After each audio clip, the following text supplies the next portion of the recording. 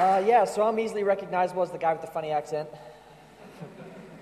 I've gone to a lot of conferences in the United States, and I have to say this is the first time I've been to one that has actually mentioned bat poo. So that's something that one of my takeaways that I'll take home, and I'll tell brewers in the U.S., watch out for bat poo. All right, so yeast. Oh, sorry. This is the American. It's the American version. Let me fix that. There we go.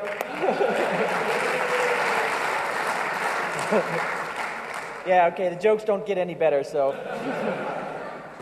Okay, so I'm going to talk about yeast. Our partner in brewing, mostly because I couldn't think of a better title, but it really is our partner in brewing. First of all, right, so who the hell is this guy? I know you guys were all expecting Chris White, so let me first off, I am not Chris White. That is Chris White. Some of you may see him at future conferences or at shows that he comes out with. I started homebrewing in 2007. There's a picture of me for proof. Standing next to Gary Glass, who's the director of the American Homebrewers Association. A good friend of mine, he also lives in the same town where I live. So I've been doing it for a fair few years. Joined White Labs in 2009. There's me giving a presentation to some of my fellow employees. So I've been at White Labs now almost 3 years. And I've become the primary tech support dude for homebrewing questions. So whenever anybody writes a question to info@White Labs, usually it finds its way to my email box, and I'm the one writing back all those responses, good, bad, or otherwise. Hopefully good. So we're going to start out basic and kind of get more advanced as we go. So first of all, there's a funny story. Mike and his brother, or Chris White and his brother Mike, they're twin brothers, were in a taxi cab in New York and talking, and the taxi cab driver's making conversation, and he says, "So what the F is yeast?" And so these guys are trying to come up with an answer, and I thought that's a really good way to start a presentation on yeast. What is yeast? They're eukaryotic single-cell microorganisms classified in the kingdom fungi. Now, in brewing, we use a lot of crazy words, and sometimes you don't always know what it is. And this is a description that was given to me as a definition of what is yeast. I have no idea what the word eukaryotic means. So I looked it up. It's organisms whose cells contain complex structures enclosed within a membrane. So that's essentially what yeast is. It's a membrane with complex structures inside, single cell. And, yep, it's a fungus. Which is always fun to tell people you have fungus in your beers. Here's what it looks like under high magnification. I don't know if my pointer will work here. Excellent, it will. So there's a lot of different yeast cells in this picture. Yeast is asexual, which means it reproduces by budding. So you can look here. Here's a cell right here in the middle of budding. Some of these cells, like this guy up here, they have a lot of what is called bud scars. So this particular cell has budded probably 6 or 7 times, and it's at the end of its useful life, whereas cells, where'd my mouse go, like this guy right here doesn't have any bud scars. That's probably a very new cell, has yet to bud. And then, of course, this is a bud right here called a daughter cell, and then this is the mother cell that looks like it's budded 4 times already, and this is the 5th one that it's going to do. So that one's probably near the end of its life cycle as well. So why do we need them? What is so special about these little single-celled fungi? Because brewers make wort, but the yeast makes the beer. Humans are very good at making sugary liquid, but we cannot make beer, not without these guys. So how do they do that? Well, there's a lot of theories that go around. Okay, not magic. It's chemistry. It's an enzymatic reaction that happens within the single-celled microorganism. So simply put, you have one molecule of glucose, and it's a whole 10-stage chemical reaction I'm not going to get into because it's above my pay grade. But you have a molecule of glucose gets transformed into 2 molecules of ethanol and 2 molecules of CO2. So that's the fun bubbling that we all like to see during fermentation. The ethanol stays in, the CO2 bubbles out. Later on, during bottle conditioning, we capture that CO2, it carbonates our beer. So in a nutshell, that's why we need them. So, choosing the right yeast. White Labs has over 30 yeast strains to use from. How the heck do we know which one is right for our particular beer? Just like you're choosing your different hops, just like you're choosing your different malt, you're modifying your water, absence of bat poo. you need to know the right yeast strain to go into your beer to give you the right flavors. Yeast will contribute 60 to 80% of the flavors in your beer, so you definitely want to choose the right one. Anybody that had the wheat beer just a minute ago noticed a lot of banana flavors and esters. That's all from the yeast. He didn't put any banana in there. So as you walked in the door, you should have all gotten this nice poster. This is a great way and a great tool to help you choose the right strain of yeast, and this is something that I use every day in my job. That's one way to choose. There are better ways. So first we're going to pick a category. There's a bunch of different categories on these posters. Ales, lagers, specialty beers, and then blends. You can take more than one yeast strain, put them into the same beer, and get characteristics of both yeast strains. For our example today, we'll just choose ales, because that's a really easy one to talk about. So next you're going to choose your style. What kind of beer do you want to make? So within the ales, we're just going to pick, just for the example today, the American Pale Ale. And on the chart, it's about right there. So what you do is you go down the list and you look for the favorable strains. And the favorable strains have, down the list, has this symbol here. And this is the most preferred yeast for style. And so those are the ones under American Pale Ale, there's about 6 of them, that say that this will give you a really good 2-style American Pale Ale. Then we've got this, which is a favorable yeast style. These are also styles that you can use, maybe not quite as applicable. And as you can see with an American Pale Ale, there's a whole bunch of them that fall into that category. And then lastly, there's the styles that are just really not appropriate for an American Pale Ale, because this yeast will contribute the wrong kinds of flavors for this particular style of beer. All right, so under ales, we're going to go with California Ale 001. So the first thing you want to do is you want to read the description.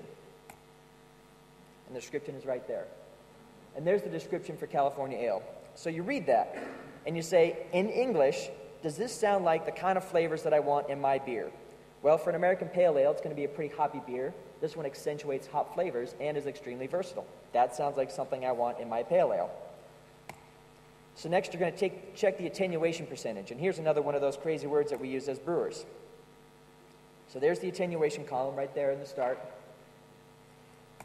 And attenuation simply means the amount of reduction in sugars by the yeast. Attenuation is a word that means to reduce. So what we're doing is we're taking those sugars, reducing them through enzymatic action of the yeast, transforming them into alcohol and CO2 like we saw on the previous slide. So for the WLP 001 California Ale, the attenuation percentage is 73 to 80%. So that tells you how much of those sugars are going to be reduced. So if your original gravity, and I just picked the numbers, is 1054, then you know your final gravity target should be about 11 to 14 in that range, all else being equal. That's a good way to know when your beer is done. If you're above that, then you know you still have some fermentation left to go. Next, you want to check the flocculation characteristics. And that's in this column right there. There's another one of those crazy brewing words, so we look it up. Flocculation is the ability of the yeast to aggregate and form flocks and then drop out of suspension. People think that flocculation means the ability of the yeast to drop, and that's kind of true, but it doesn't tell the whole story. Flocculation means the yeast cells express a protein on their cell walls, and it causes them to clump together. So the American Pale Ale, or the California Ale, has a medium flocculation. This is more of an observed characteristic than anything you can really measure. But if you look at the one right below it, the English Ale, VH, which is very high, that is our most flocculent yeast strain that we carry. So that thing is going to really clump together. And that's important for 2 reasons. First reason is, at the end of fermentation, this yeast is going to really drop out hard and leave you a very, very clear beer. Professional breweries don't even always have to filter their beer to get it to be very clear. The second reason is, with a highly flocculent yeast strain, you're going to be forming these clumps, and during fermentation, with the rising action of the CO2 bubbles, that CO2 is going to carry these flocks up to the top, and it's going to get caught up in the kreuzen. So this, the English Ale strain, is going to make a very good top-cropping yeast strain, because all that yeast is going to be up on the top during fermentation. You can scoop that off, hold it, and then pitch that into your next fermentation, and you've got a really good repitchable strain. So for, like I said, WLP001, it's rated medium flocculation. This is good because that means the yeast will stay in suspension in the beer long enough to mature the beer, clean up the diacetyl, clean up the acetaldehyde, some of the byproducts of fermentation before it flocculates out. One of the problems with the English ale yeast, because it's so flocculent, a lot of times it'll leave diacetyl behind because it drops out before it has a chance to clear that up. So that's one of the downsides. So that's why you want to know what is the flocculation characteristics of your yeast. Finally, you want to check the alcohol tolerance in that column right there. WLP001 has a high alcohol tolerance. That means this strain is going to be very good for some big, meaty alcoholic beers like a barley wine or a Russian Imperial Stout.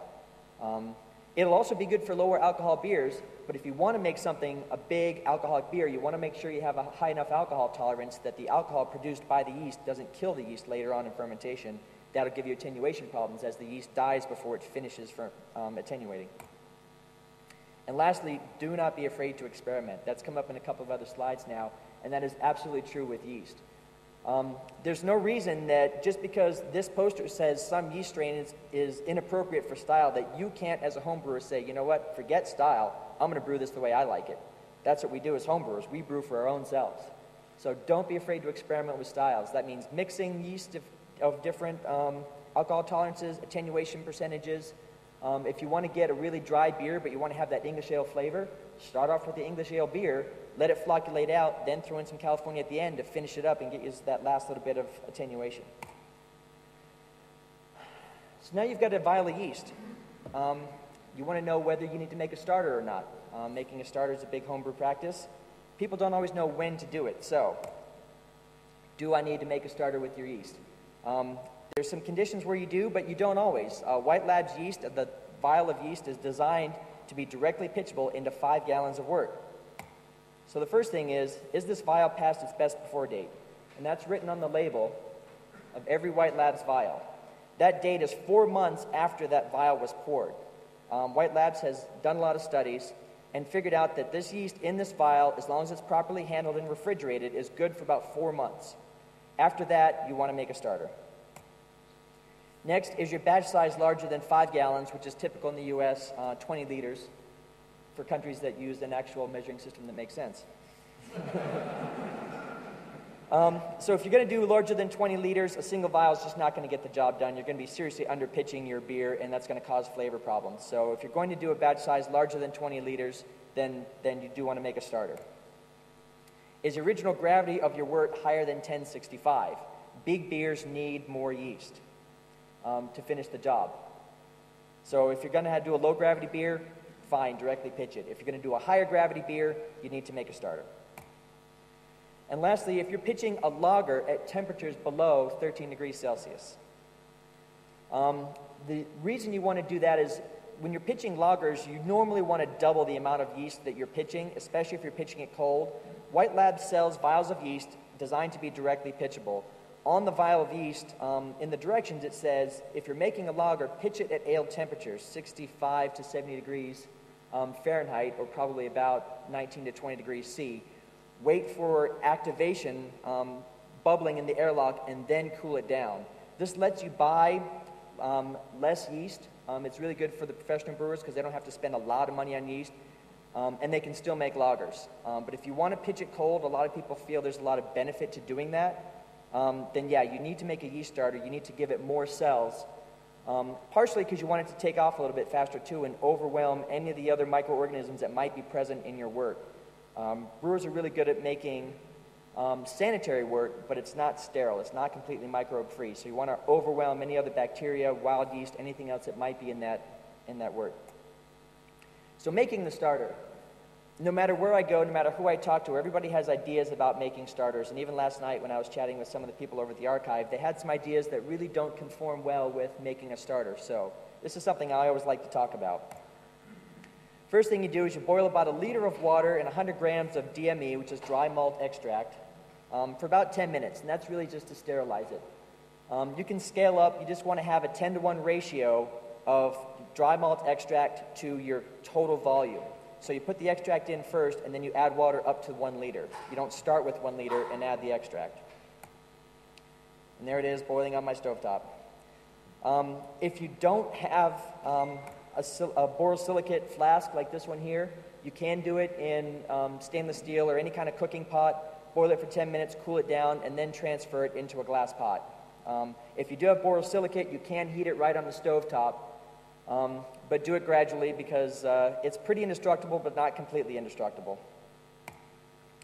Then you cool it in an ice bath until the temperature is around 21 degrees C, which is a good pitching temperature for ales, and that's where you want to have your starter. Again, if you're using the borosilicate, don't go right to the ice bath. Put it off the stove into warm water first, cool it down a little bit, then into cool water, then into an ice bath.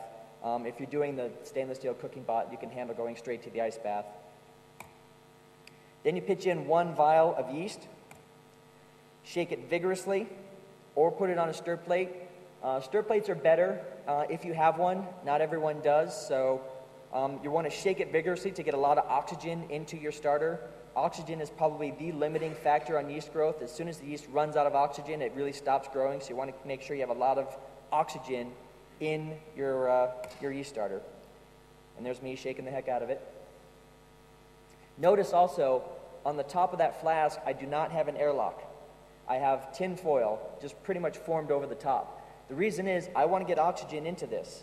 I don't want to put an airlock and prevent oxygen from getting in. Then you want to leave it at room temperature for 12 to 18 hours. Again, around 20 to 21 degrees C. This is where the yeast is going to be most active, and this is also true for lager yeasts. You don't care so much about flavor production in a starter. You're not going to drink that, hopefully. All you really care about at this point is yeast health and yeast growth.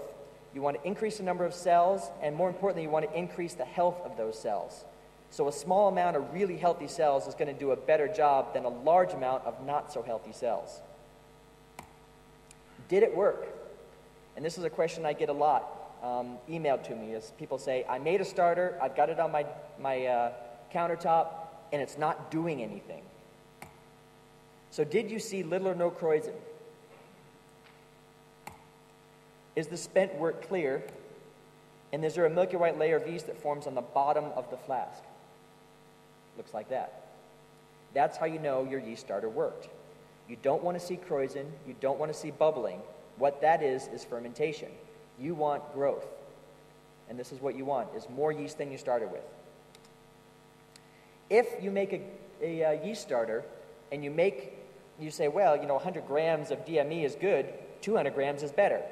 Unfortunately, in this case, that's not the effect. That's not the case because Herbert Crabtree was an English biochemist, and he discovered what they now call the Crabtree Effect.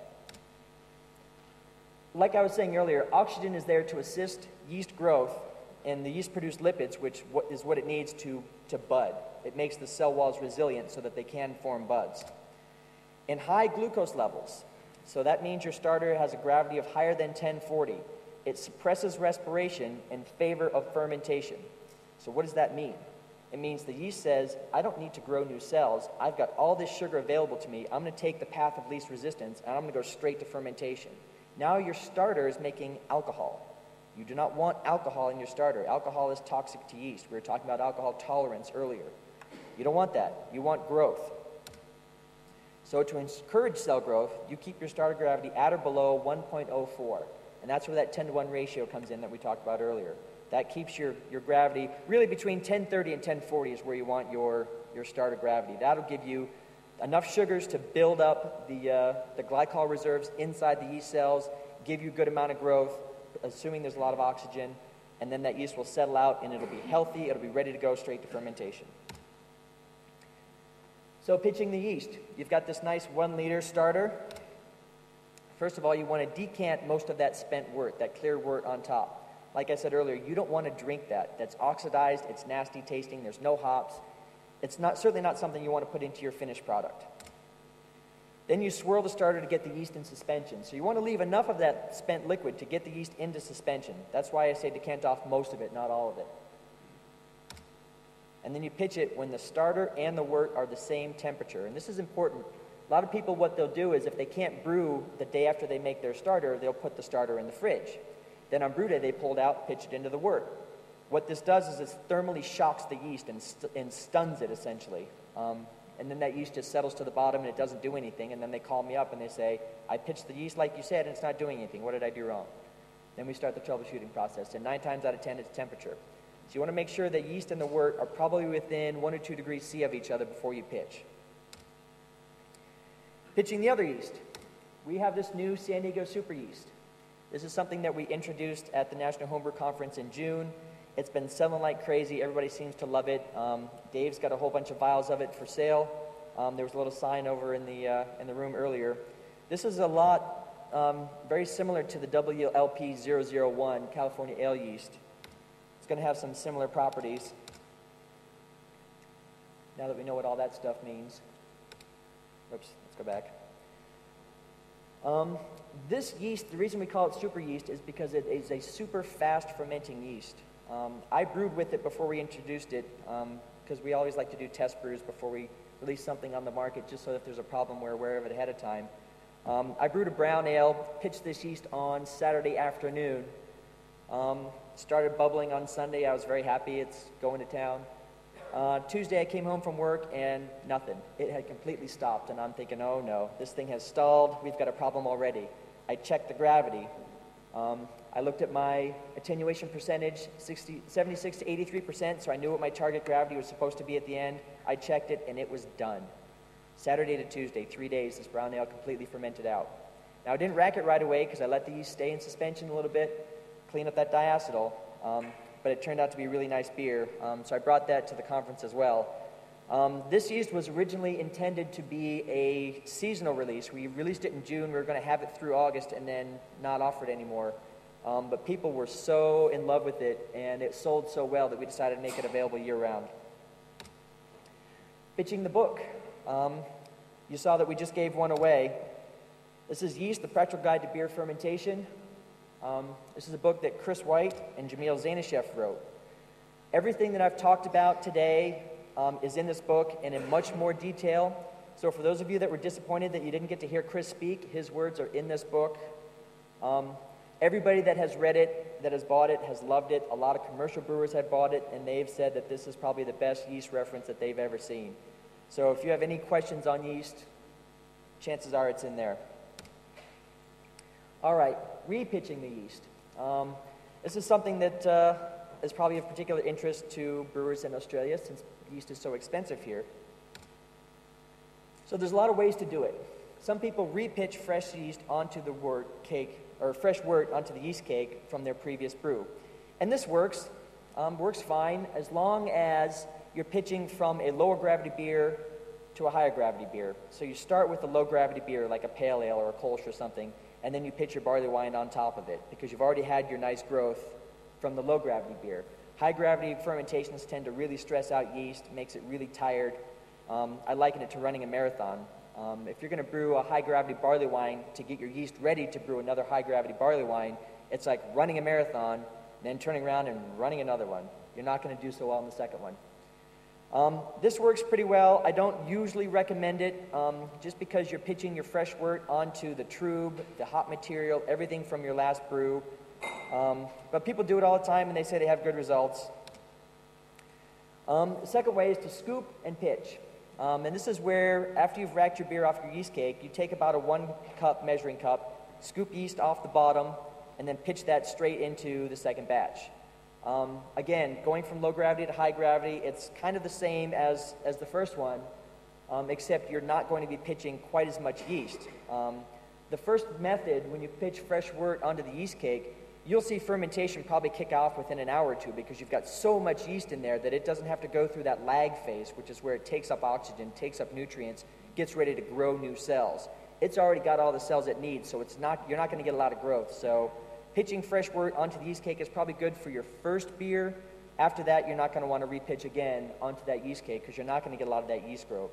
With the scoop and pitch method, you're going to get fresh yeast from the previous fermentation, but not quite so much. So that's where you will get enough yeast growth that you'll get healthy new cells to finish out and complete fermentation and get you the attenuation that you want. And then really the best method is to rinse and repitch. And yeast rinsing is covered in the book. I'll touch on it briefly. The benefits: faster start to fermentation. This is something that brewers like to see so they know their yeast is working. That lag phase is important though. You want to take up that oxygen out of your wort that you worked so hard to make. You want to take up the minerals, take up everything that the wort has to offer these cells so that they will grow and that you will have enough fresh, healthy new cells to finish out and get you the attenuation percentage that you want. You'll get better flavor production. I've got a lot of commercial brewers that report that the first generation of yeast they do, it works, it gets good beer. Second and third generation, now that that yeast has actually, instead of being grown in a laboratory, it's actually been through a fermentation. The yeast kind of settles in, it figures out what to do, and it actually makes better beer second and third generation rather than straight from the laboratory. And of course, cost savings. If you're getting 3, 4, 5 batches out of a single vial of yeast, that's 12, 16, 18, whatever they cost, dollars that you're not spending on every single batch. The nice thing about yeast is it grows in every fermentation we do. It grows by itself, so it's giving you more yeast. So yeast rinsing, like we were talking about earlier, this is a process by which you're trying to separate the yeast from the trub and the hop material and everything that was bad at the bottom of your fermenter from the previous one. So the first thing you do is you collect the yeast in the bottom of the fermenter. This is where it's similar to the scoop and pitch, but you're not going to pitch it, you're just going to scoop it. You're going to transfer that to a sterile container, and you're going to rinse it with sterile pre-boiled water. Again, I'm stressing sterility here. You want to really make sure that all the microorganisms out of this, because with yeast rinsing, you're going to make a starter, and you're going to provide the conditions by which microorganisms can grow. And you want your microorganisms to grow, not wild yeast, not bacteria. Shake it vigorously to break up the yeast flocks. This is especially important with a lot of the English ale beers that form big clumps. You want to break those up. Let it settle for about 30 minutes and it should look something like that. So what you have on the bottom there is all the heavy trub material, and up in suspension, all that turbid looking liquid up on top, that's the yeast in suspension. Pour off the yeast slurry, refrigerate it, and let it settle. So there's another illustration of the yeast in the trub.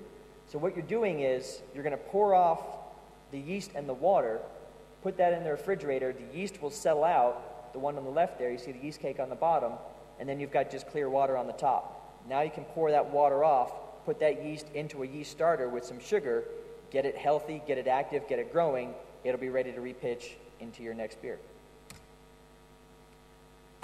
And I guess we're doing questions later, so forget this slide. So that's it.